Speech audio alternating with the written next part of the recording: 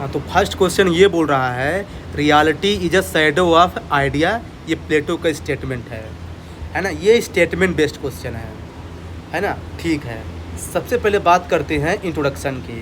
तो कोई भी अगर थिंकर बेस्ड क्वेश्चंस रहता है तो उसका इंट्रोडक्शन जो है ना सिंपल से लिखना है कि वो थिंकर कौन है, कौन से स्कूल ऑफ थॉट से बिलोंग करता है, और उसके बुक का नाम यदि आपको देना है रेफरेंस दे दीजिए, और क्वेश्चन किसके बारे में है। तो देखिए प्लेटो एक क्या है, पॉलिटिकल फिलोसफी का फादर है और आइडियलिस्टिक है। तो आप ऐसा लिख दीजिए कि Plato who is father of political philosophy has given the concept of reality in his book Republic. बस हो गया, इससे ज़्यादा कुछ नहीं लिखना है।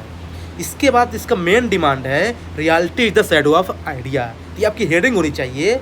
फिर इसको लिखना कैसे है, तो देखिए क्योंकि इसमें क्या है कि मेन हेडिंग हो गई, अब इसको सब हेडिंग नहीं डालना है, पैराग्राफ में लिखना है। तो देखिए अकॉर्डिंग टू प्लेटो जो हम वर्ल्ड में देखते हैं ना, तो वो क्या है ना, वो रियल नहीं है, वो इल्यूजन है, क्योंकि वो इम्परमानेंट है, वो शैडो है केवल, है ना। फिर बोलता है कि जो अल्टीमेट जो परमानेंट है ना और जो रियल है वो है ट्रूथ है या नॉलेज, क्योंकि वो परमानेंट है, वो कंसिस्टेंट है।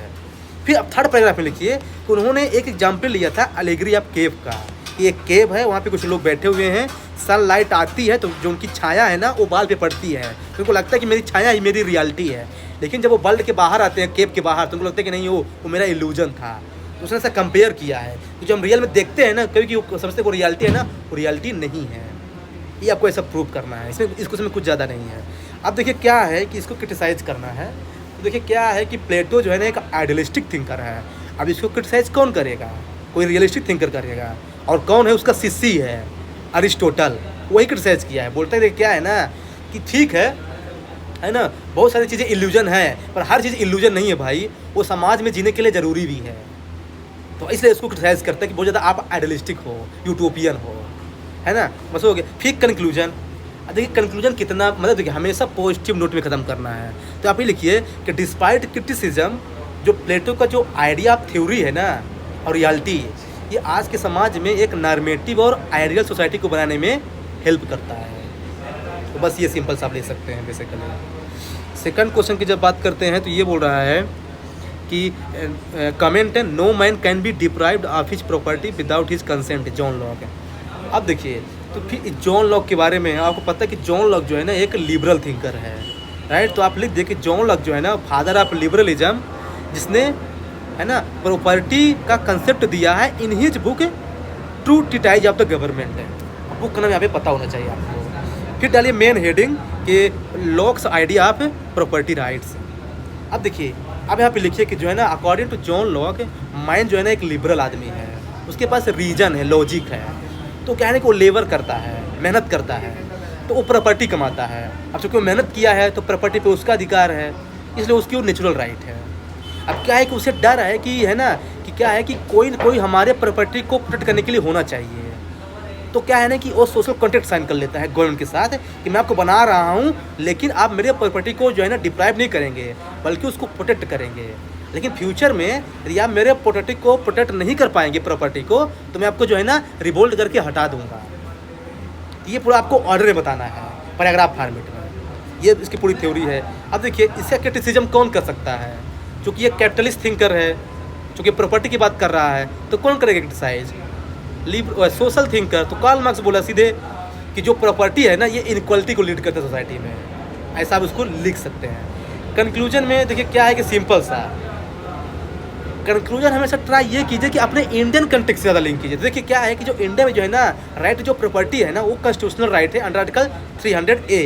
तो आप ऐसा लिंक कर सकते हैं कि क्या है ना कि हमारे इंडियन कॉन्स्टिट्यूशन में जो है ना राइट टू प्रॉपर्टी का कंसेप्ट है, जो कि जॉन लॉक के आइडिया को सेटिस्फाई करता है। ऐसा आप लिंक कर सकते हैं। थर्ड क्वेश्चन की बात करें तो ये बोल रहा है कि compare Plato's ideal state with Aristotle best practicable state, highlight the fundamental difference. अब ये क्वेश्चन तो भाई पूछेगा एग्जामिनर, क्योंकि भाई दोनों में डिफरेंस है।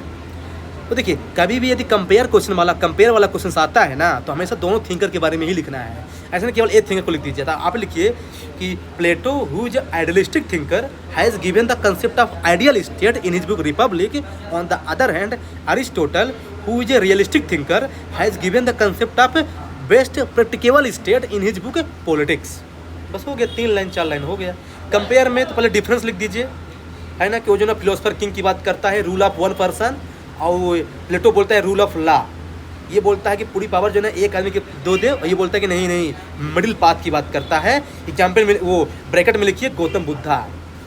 फिर लिखिए थर्ड में ये जो बोलता है कि जो प्रॉपर्टी है ना वो फिलोसफर किंग के पास नहीं होनी चाहिए, ताकि उसका ध्यान जो है ना केवल उसमें रहे, किसमें, रूलिंग में रहे। लेकिन बोलता है अरिस्टोटल कि नहीं नहीं, ऐसा नहीं है, जो प्रॉपर्टी है ना मोटिवेशन का एक सोर्स है, तो होनी चाहिए।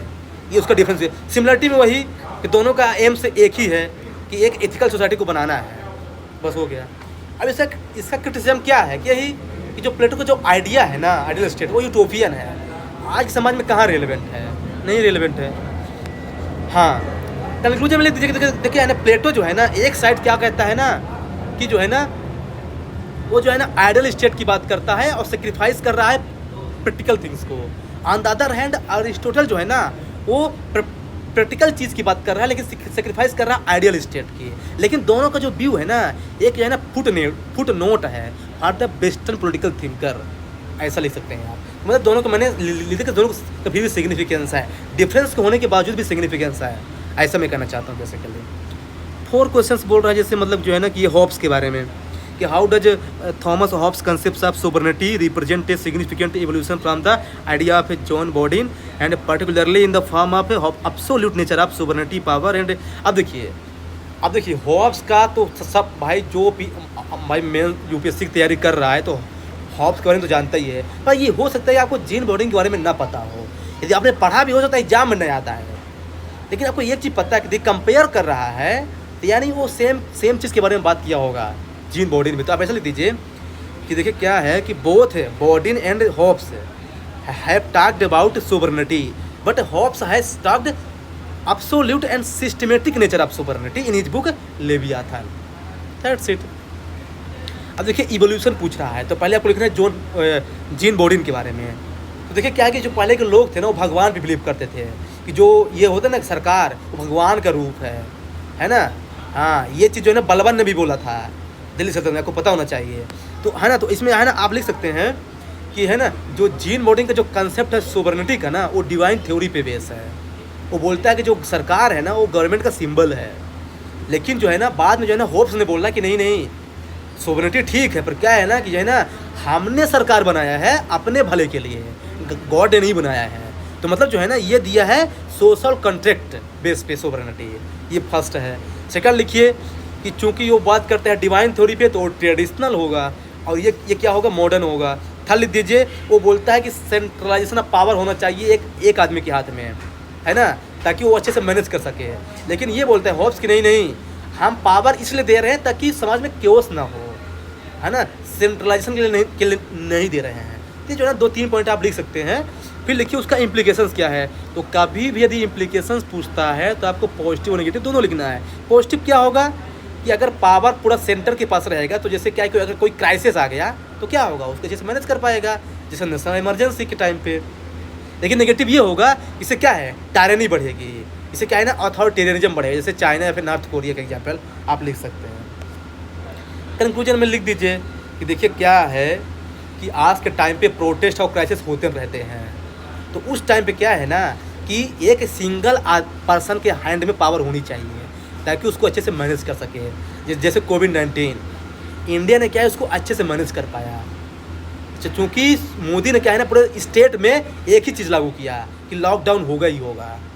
हाँ, ऐसा नहीं कि है ना इस स्टेट में होगा उस में नहीं होगा।